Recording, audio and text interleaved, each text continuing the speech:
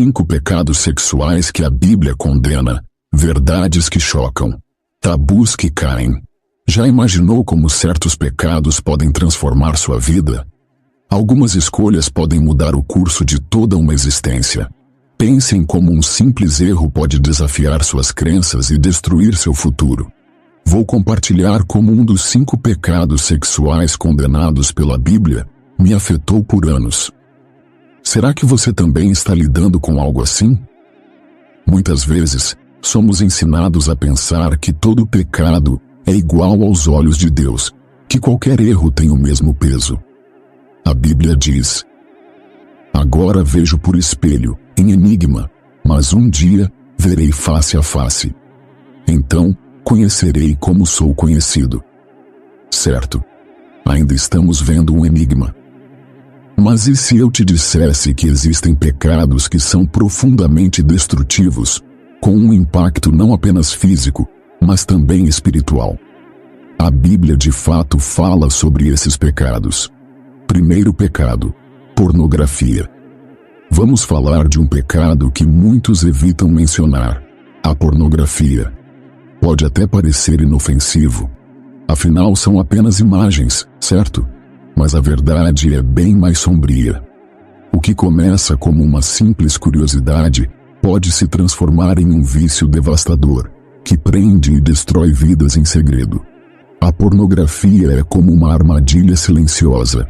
Ela promete prazer, mas entrega vazio e vergonha. Muitos pensam que é algo normal, algo controlável, até perceberem que estão dependentes, incapazes de parar.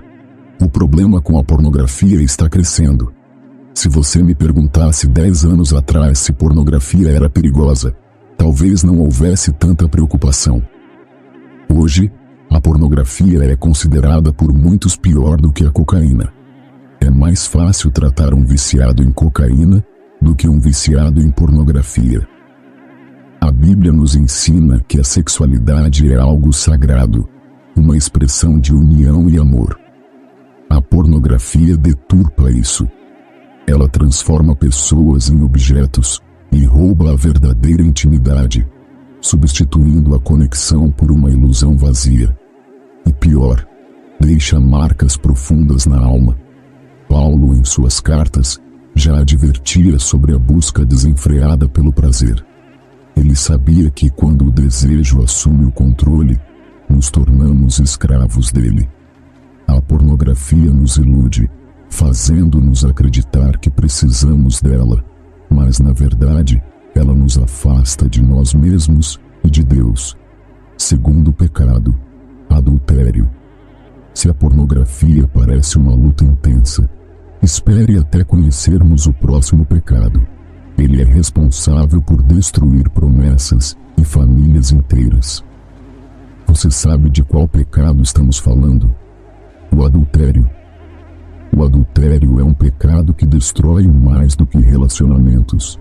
Ele destrói a confiança, o coração e muitas vezes até mesmo a alma. Quando alguém decide trair a pessoa que ama, não está apenas quebrando um voto, mas violando algo sagrado diante de Deus. Muitos encaram o adultério como uma falha momentânea, mas o impacto é muito mais profundo. A Bíblia é clara sobre a gravidade do adultério. Em Êxodo capítulo 20, versículo 14, Deus ordena: não adulterarás. Essa lei protege o que há de mais precioso entre as pessoas: o compromisso entre marido e mulher, a aliança diante de Deus. Quando essa aliança é quebrada, as consequências vão muito além da dor imediata. O adultério fere profundamente, não só quem é traído, mas também quem trai. Ele leva a um vazio emocional e a uma desconexão espiritual com Deus. Porém, como qualquer pecado, o adultério não é o fim, mas um convite para a restauração. Deus é o Deus que cura feridas profundas, e quando buscamos perdão, Ele nos oferece uma nova chance para reconstruir. Terceiro pecado: fornicação. A fornicação é outro pecado que, infelizmente, a sociedade tem normalizado.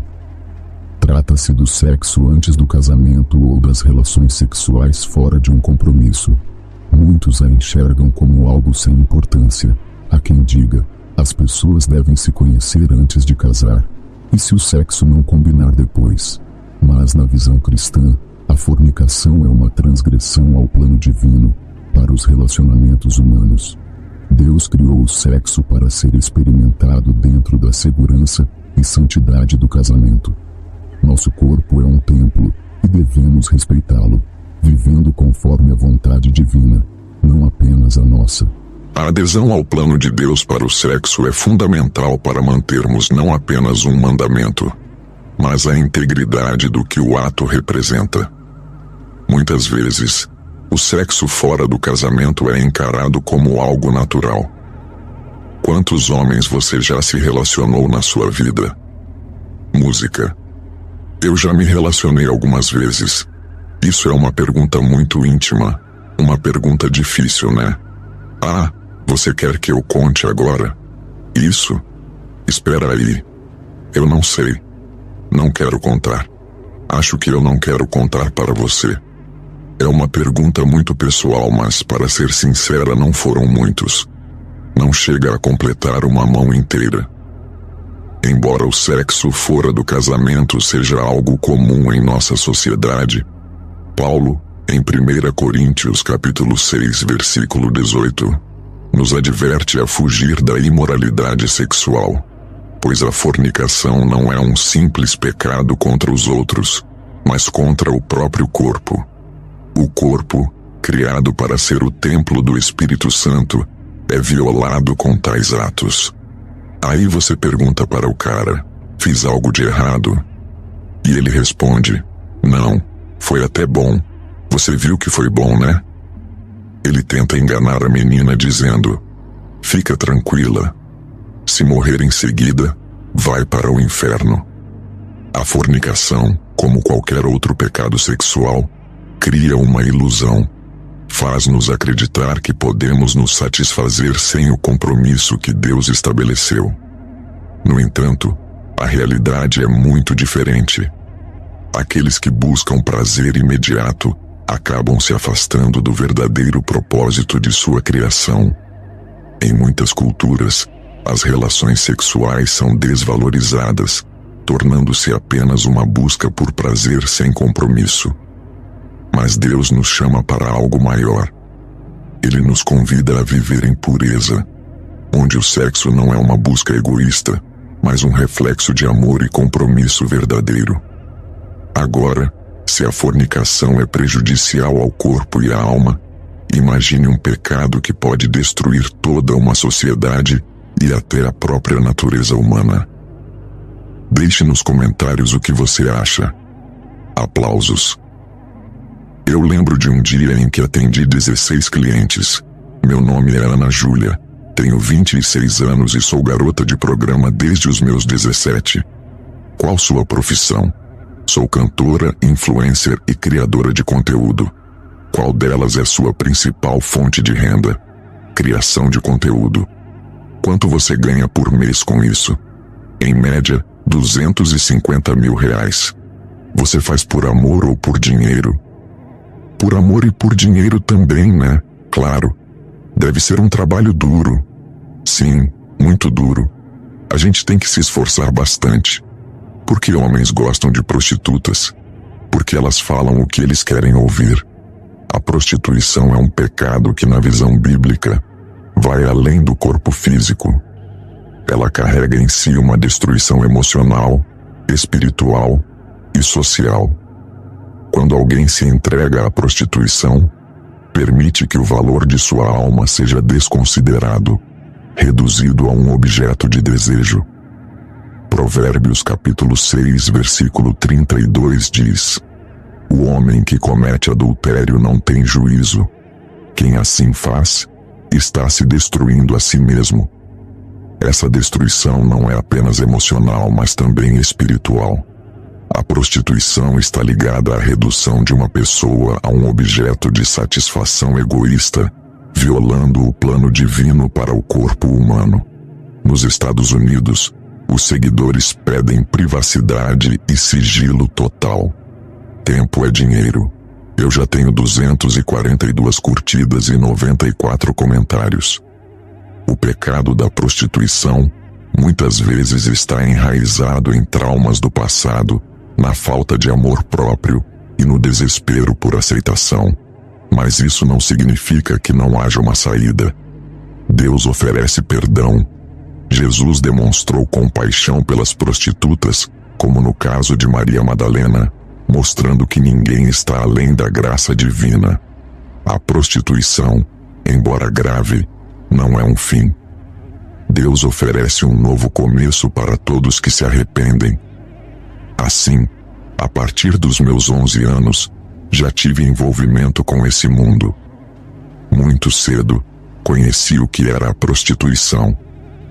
Embora a prostituição envolva a exploração de um corpo, há pecados que afetam não apenas o corpo, mas também a alma e a moralidade de uma sociedade inteira.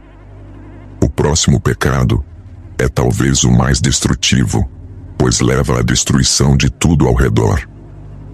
Você consegue imaginar o que é? Fique ligado. O que você faria se soubesse que um dos seus amigos está se afastando de Deus por causa desse pecado?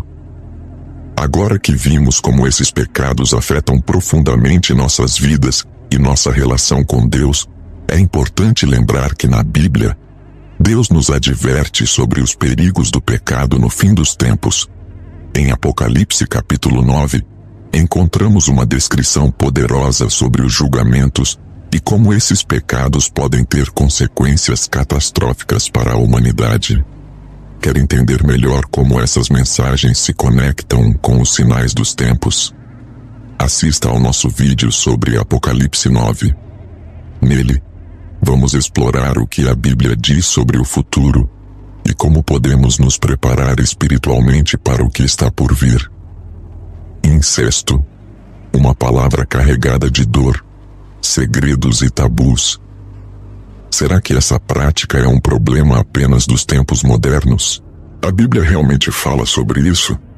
Nos textos sagrados encontramos relatos que questionam limites morais e nossas próprias raízes. Desde os primeiros livros da Bíblia, surgem histórias que desafiam nossos padrões éticos. Além de Ló e suas filhas, temos Tamar e Amnon, filhos de Davi. Em 2 Samuel capítulo 13, Amnon, impulsionado por um desejo incontrolável, abusa de sua meia-irmã Tamar, causando uma tragédia familiar. Só que na minha cabeça, a gente ia casar. Assim, a gente ia namorar pouco tempo, porque era assim, né, que aconteciam as coisas dentro da minha cultura. Só que, o que acontece? Ele me pedia coisas que, mesmo ele sendo da mesma religião, eu ficava pensando, não, sabe que a gente não pode fazer isso. Ele insistia. Ele dizia assim, não, mas várias pessoas que são da igreja fazem isso.